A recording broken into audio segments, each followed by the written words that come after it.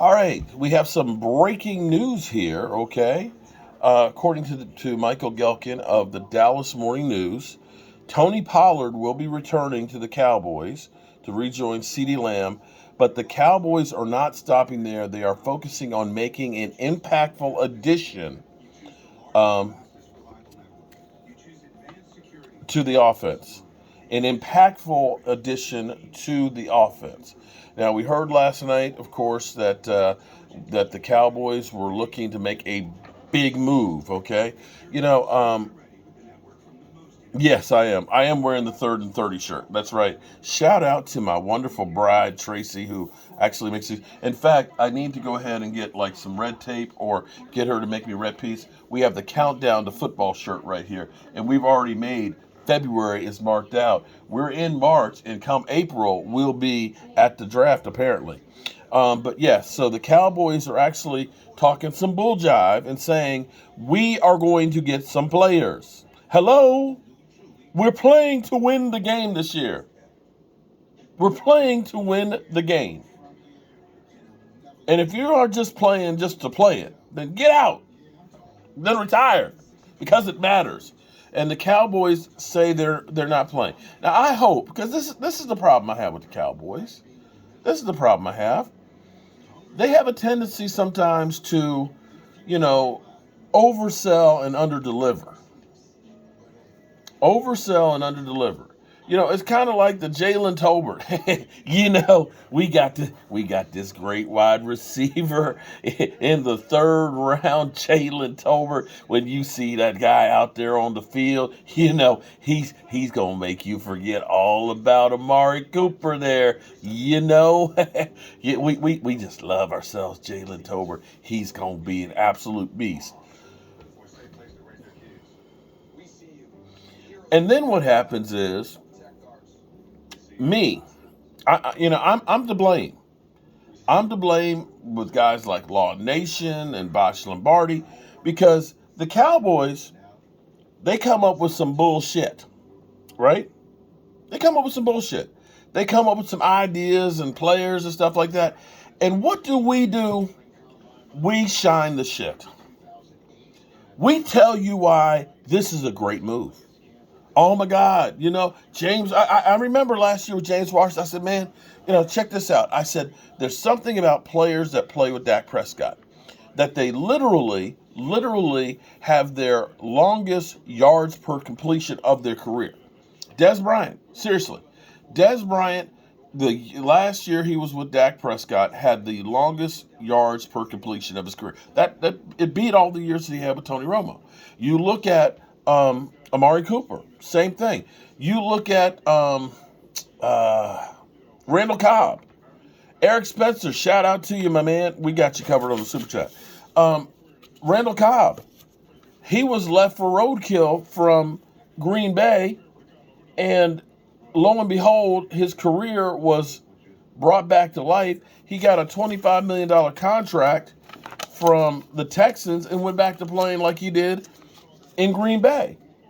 And so when James Washington, I was like, oh my God, James Washington, he averaged like 14 yards per completion. I was like, with Dak Prescott, that could be 15 yards per completion. I helped put shine on that shit.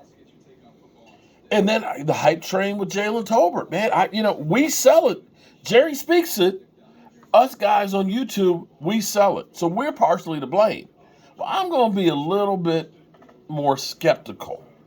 Just a little bit more skeptical than I have been in the past, okay? And I don't want to have our big move is we sign the punter. I don't want that. I want, if you're telling me you're gonna make a big move, then I expect to see like a Stephon Diggs. To me, that's a big move. That's a big move. So don't come out here. In fact, what you're better off doing, Cowboys, is surprise us.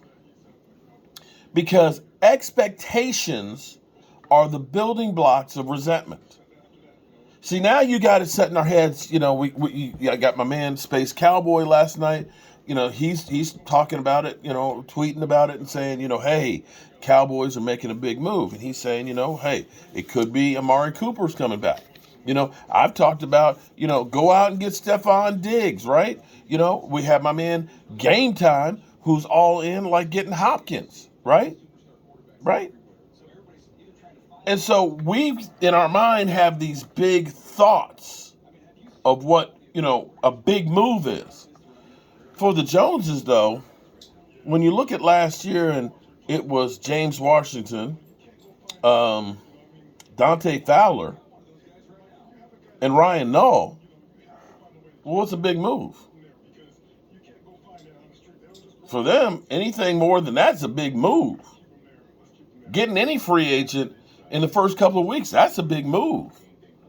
Signing anybody who's not one of their own guys, because we believe in our own guys, that's a big move.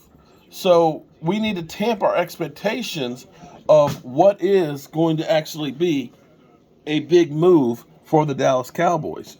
Because now, after being disappointed about what happened in the playoffs, we're all of a sudden getting hyped up and ready to say, we them boys. Remember that, right? That's what we're ready. We're ready to tell the Eagles, F them birds.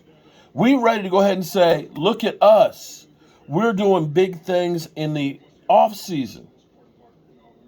So if the Cowboys are selling this shit, they've got to come out with some real stuff. You can't come out with bull jiggity. You can't come out with just some average stuff, You got to make something that literally will just like break the internet. That the Cowboys worked the deal out and got Stephon Diggs. Something that's going to say, maybe we're this year's Eagles just without the Super Bowl L. You know what I'm saying? That's what they got to do for my taste. They got to do something big here. Because you're out there saying, expect something big. Okay, we thinking of big things. You come out with some bull jiggity. Same old Cowboys. Selling hope. Talking shit. Doing nothing. Army Mom Heather, why is Josh Allen getting a free pass? Oh, Army Mom Heather, shout out to you. That's another one of those things that's so amazing to me because they keep saying, it pissed me off the other day listening to Skip and Shannon because they're like, well, Skip, yeah, you could win a Super Bowl, but you got to have everything perfect for Dak Prescott to win. You got to have pieces around him. So I was sitting here in my mind, I'm sitting like, Josh Allen, weren't they a Super Bowl favorite?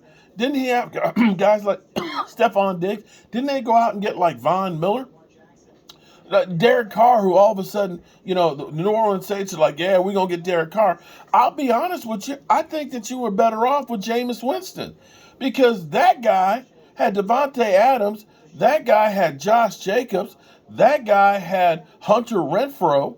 That guy had, what's the tight end? I don't know. I can't keep remembering the tight end. Darren Waller.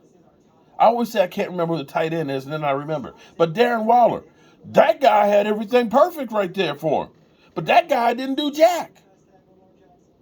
So I don't know why guys like Josh Allen, who has had pieces every year, sat his ass down the same weekend we did after playing a home playoff game. They were at home. They were the favorite. But nobody says anything about it. Josh Allen had more turnovers than Dak Prescott did this past year. Ain't nobody talking about it. That team was a Super Bowl favorite all offseason through the season. That guy, who they still say is number 3 for MVP voting for this year. Top 3 quarterback. He's a proven deep playoff contender. Kill it off. See, that's where you full of some shit. Look at what he has around him on that team. Look what he has on that team, Philadelphia. Let's listen. There is a difference of the guys he was throwing to versus the guys that we had. Don't be a jackass now, Philadelphia. Come on, let's be clear. Your guy looked like ass the year before, and they went out and they got him some help. He's got the best offensive line in football. He's got multiple weapons. He's got a great tight end, had a great running game. Are you saying, because this is the crap that you guys want to think you can believe, are you thinking that you take him and you put him on the Texans and he's going to the Super Bowl? Because he's not. He's not. No way, no how. He is not having the same numbers and effect on a lesser team. It is a team sport. One guy cannot win it all by himself.